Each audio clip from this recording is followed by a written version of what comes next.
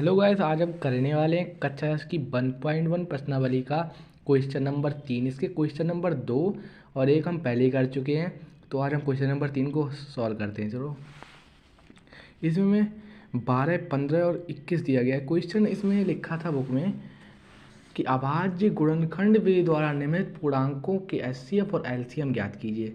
इसमें लिखा है बुक में ये कि अभाज्य गुणनखंड, इसमें ये देखिए लिखा है कि अभाज्य गुणनखंड विधि द्वारा निम्नलिखित पूर्णांकों के एचसीएफ और एलसीएम ज्ञात कीजिए।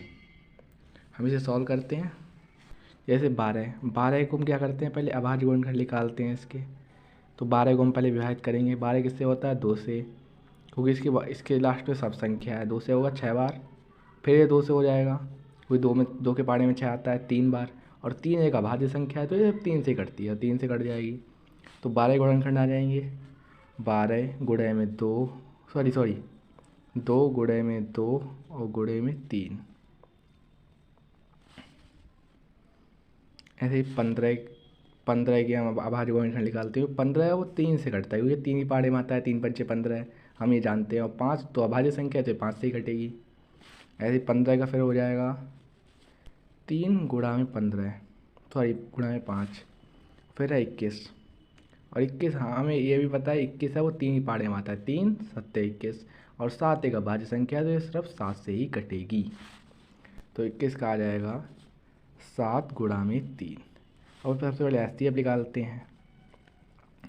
अब एचसीएफ क्या होता है? जो इनमें कॉमन हो। अब दोनों में कॉमन क्या है? अब आप देख रहे हो कि 3 इसमें भी है, इसमें भी है और इसमें भी है, तो ये क्या होगा? एक कॉमन हो जाएगा, तो यही हो जाएगा इसका एचसीएफ। और एलसीएम क्या होता है?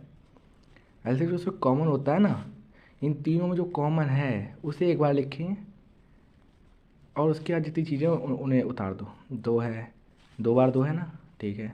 एक बार 5 है और एक बार 7 है, इनकी गुणा कर दो। 7 पंजे 35 और गुणा में 2 दूनी 4, 4 तियाँ 12। अब 12 की 35 से गुणा करो तो 12 पंजे 60 का 0 हाथ से लगा, 6 12 36, 36 और 6 कहते 12 के 5 32 36, 36 और 6 हो जाएंगे हमारे 42, 420। इसका एलसीएम ये हो जाएगा और ये हो जाएगा इसका एचसीएफ। इसी प्रकार अगला सवाल है हमारे पास, जो क्वेश्चन मतलब पार्ट 2 है। 17, 23 तथा 29।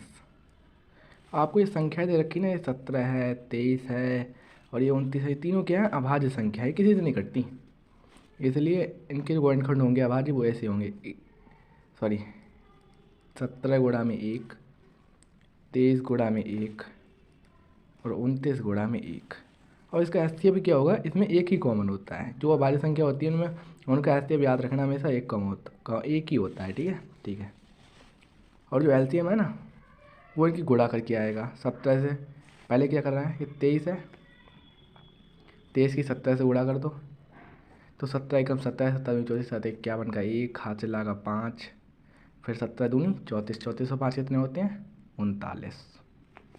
3 से 51, अब इसकी गुणा कैसे कर दो? 29 से।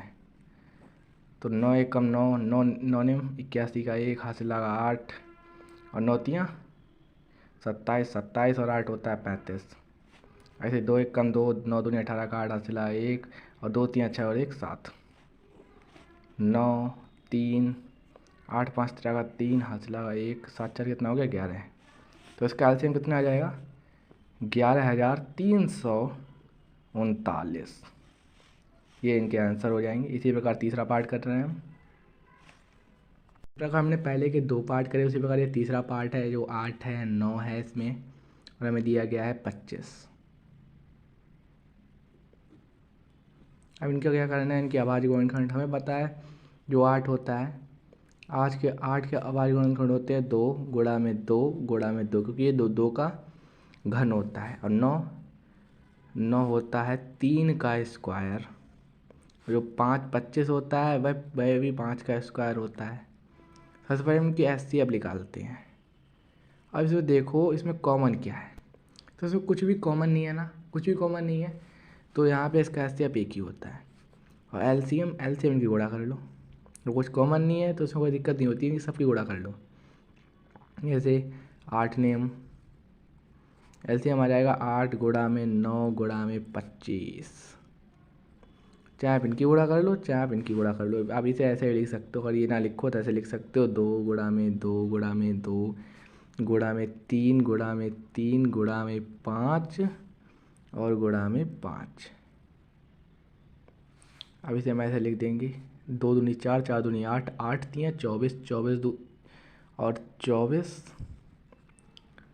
गुणा में 3, 3 पंचे 15 और 15 ये बचा, और 15 बचा कितना होता है 75, और 75 से 24 ही गुणा कर दो। यहाँ लिखा 75 और इसी गुणा 24 से कर दी, तो 4 पंजे 20 का 0 हाथ से लगा 2, 7 चौक 28 और 2 30।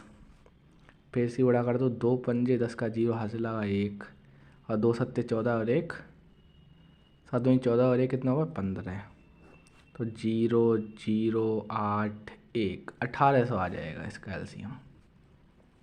ये इसका आंसर हो जाएगा ये इसका, और इसका एचसीएफ हमारा एक ही था। अगर आप ऐसे करते हैं तब भी सही माना जाएगा, क्योंकि इसका और इसका मतलब सेम ही है।